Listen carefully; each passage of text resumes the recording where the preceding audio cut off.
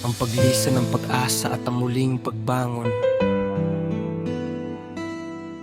sa huling haplos ng isang amang nagmamahal sa kanyang anak kahit sa walang hanggang paghihiwalay.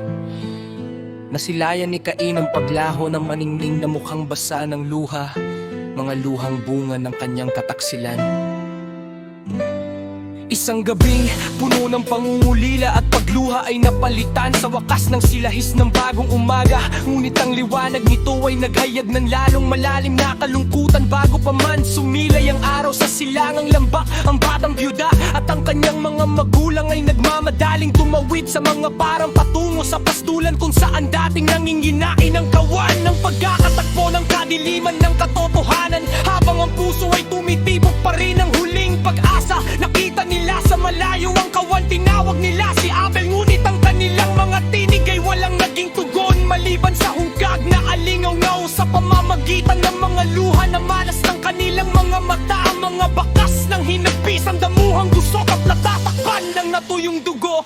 Lunod sa kalungkutan, masakit nilang sinunda ng mga mansa ng dugo, hanggang sa matagpuan ng kanugnog na katawan. Natatakpan ng damo at mga langaw sa harap ng kakilakilabot na tanawing ito. Pumailalang ang kanilang mga tinig sa mga hiyaw ng sindak. Hindi mapigilan ng sakit ng paghihiwalay, nanatili sila roon sa paghihirap hanggang sa masilayan ng paglubog ng araw sa pinakamalungkot nilang takip silim. Kay sakit isipin, kailangan na nilang umuwi, iiwan ang minamahal na Abel na magkakadurog-durog sa simoy ng malamig na gabi.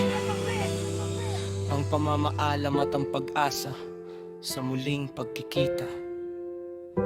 Naalaala nila ang kanyang kamusmusan nang balutin siya ng kumot na puno ng pagmamahal at pangakong gigisingin siya sa madaling araw ng isang halik. Nang may masakit na pagsisikap, muling binalutan siya ng kanyang mga magulang ng mga damo, sa pag-alam na sa bukang liwayway ng walang hanggang araw ay muling hahalikan siya ng masaya sa kanyang pagkagising. Sa wakas, napilit ang umalis sa lugar na sakop na ng gabi at nagbalik sa mga alam laman na bahay na ang mga dingding ay hindi na muling mamumulakat ng kagalakan para sa kanila.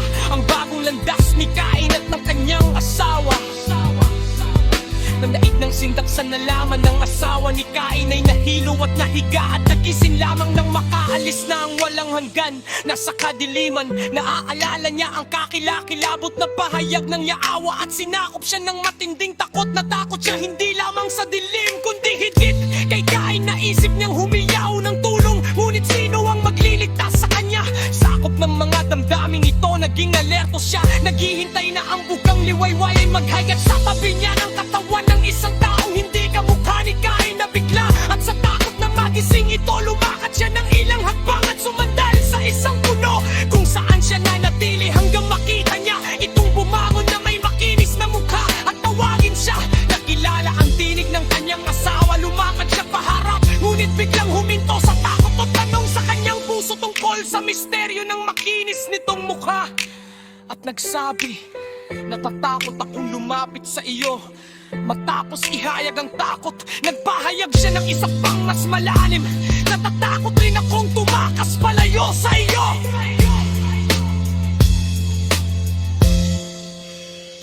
Bumangon na may ngiti, tinanong siya ni Cain, bakit mo ako kinatatakutan? Dahil natatakot ako sa kamatayan. Sagot niya nang nababaga, ako rin kahapon ay katulad mo, takot sa kamatayan. Sabi ni Cain, ngayon hindi ka na ba natatakot? Usisa ng kanyang asawa, hindi na. Tugon ni Cain, hinahaplos ang kanyang makinis na mukha. Ngunit paano napawi ang iyong takot? Tanong ng dalaga na natatakot pang lumapit. Nakikita mo ba ang aking makinis na mukha? Ito ang tanda ng isang pangakong ginawa ng hayang at katangong kutabo. Dayong na kanyang kasama ngayong ay lumalapit ng walang takot. Ikinuwento ni Cain sa kanya ang ipinangakong pagpapala at ang kumpirmasyong tandang iyon na ibabahagi rin sa kanya kung susunod siya sa kanyang mga yapak.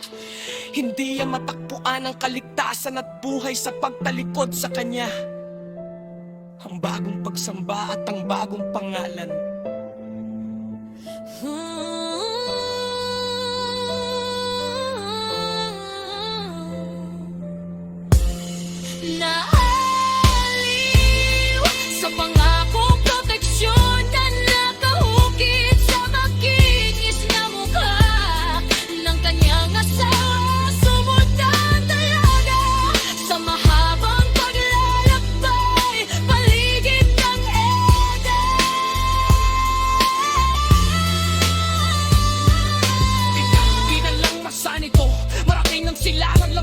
kabila ng mahigpit na kagubatan nito. Doon sila magdangayo ng isang tanggala. Akit agad ang kanila parang takalan sa ukos.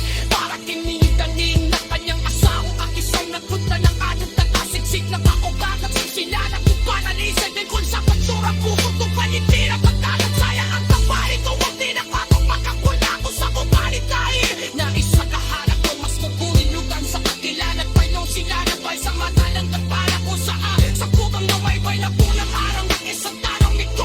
Igianay nila sa walang hanggan dahil binabarang ng buka na parang ang mga bulaklak na plutas mamasitisan sa pagkabagahan kasaganan.